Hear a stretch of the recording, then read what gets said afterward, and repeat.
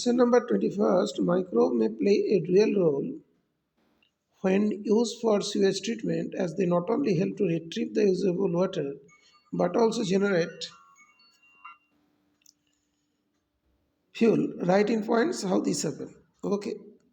So dual role here, one is to retrieve usable water as well as generate fuel.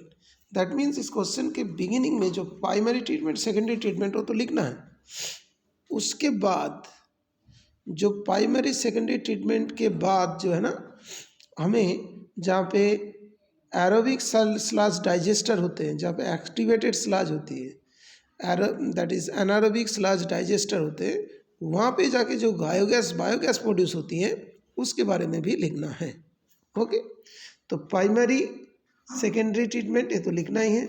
उसके साथ साथ जहाँ पे फ्यूल के रेस्पेक्ट में, जहाँ पे तुम्हारा एनारोबिक स्लज डाइजेस्टर्स होते हैं, जहाँ पे मतलब बायोगैस प्रोड्यूस होती है, उसको भी लिखना है। तो स्टेप बाय स्टेप इसको मैं मतलब क्लास में तो डिस्कस किया, लेकिन इसको अभी एनसीईआरटी में जहाँ जिस पेज में लिखा है उसी पेज में समझा के स्क्रीन रिकॉर्ड भी कर दे रहा हूँ। ठीक है, एनसीईआरटी के पेज तो ये वाला है। तो नंबर 1 इज प्राइमरी ट्रीटमेंट।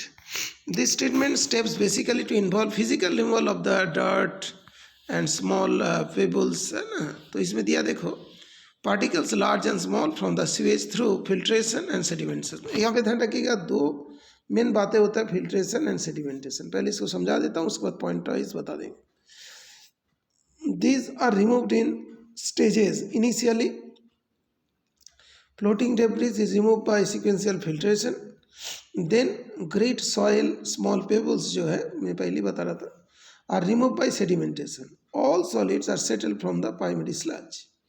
जो यहाँ पे जो होगा इसको बोलते हैं primary sludge, and the supernutrient forms the effluent. The effluent from the primary tank is taken to the secondary tank. तो primary टैंक से सेकेंडरी टैंक में जाएगा, लेकिन यहाँ पे पहले आके कहाँ पे होता है, एरिएशन टैंक। एरिएशन टैंक में एयर पास किया जाता है, वहाँ पे कुछ बैक्टीरिया रहता है, एरोबिक बैक्टीरिया, जो स्लज को पूरी तरीक़ा से डाइजेस्ट कर लेते हैं। बिकॉज हम लोग जानते हैं वाटर पोल्यूटेड तभी होगा जब उसमें large amount of organic matter होगा।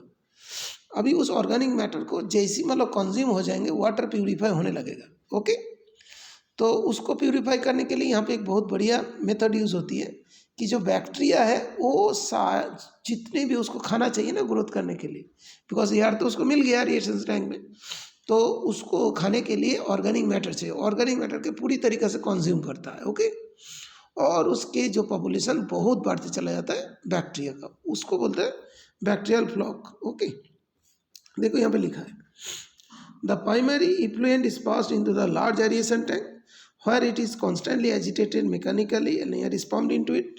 This allows vigorous growth of usable aerobic microbes into flocks, masses of bacteria associated with the fungal filaments. While growing, these microbes consume the mud that is major part of the organic matter in the effluent. This significantly reduces the biological oxygen demand of the effluent. तो जो BOD level को क्या करते, down कर देते। Okay, because जितने भी मतलब BOD लेवल हाई है तो इसका मतलब ऑर्गेनिक मैटर ज़्यादा है, और ऑर्गेनिक मैटर कम होगा तो BOD लेवल भी कम हो गया। तो यहाँ पे जो लिखा है कि BOD refers to the amount of oxygen that would be consumed if all the organic matter in 1 litre of water are oxidised by bacteria.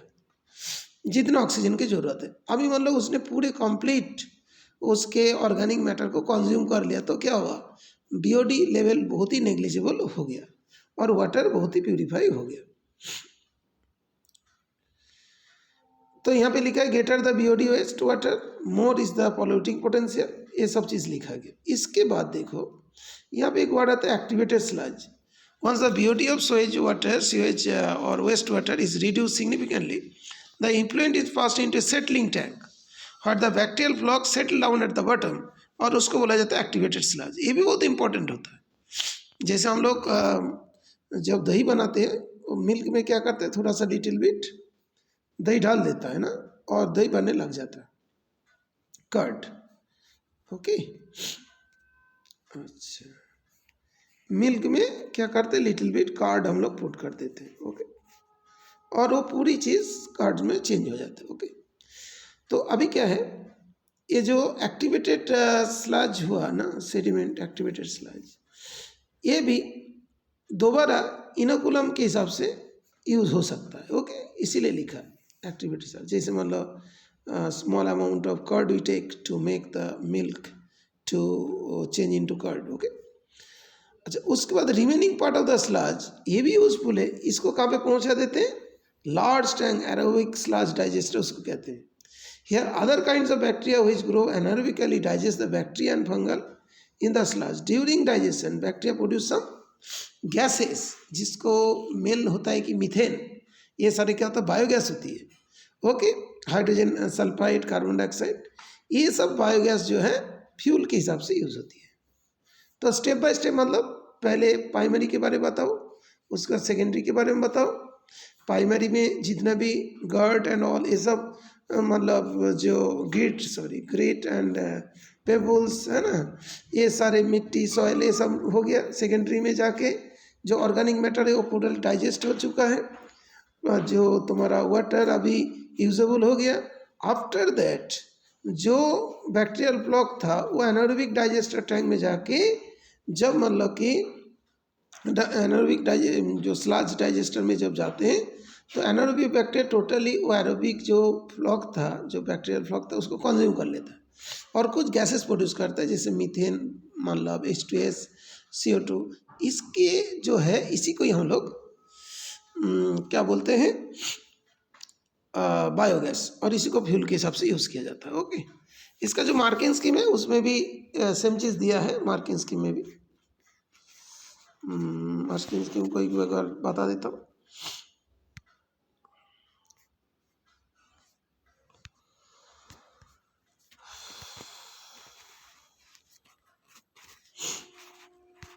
इसमें 4 पॉइंट्स हैं।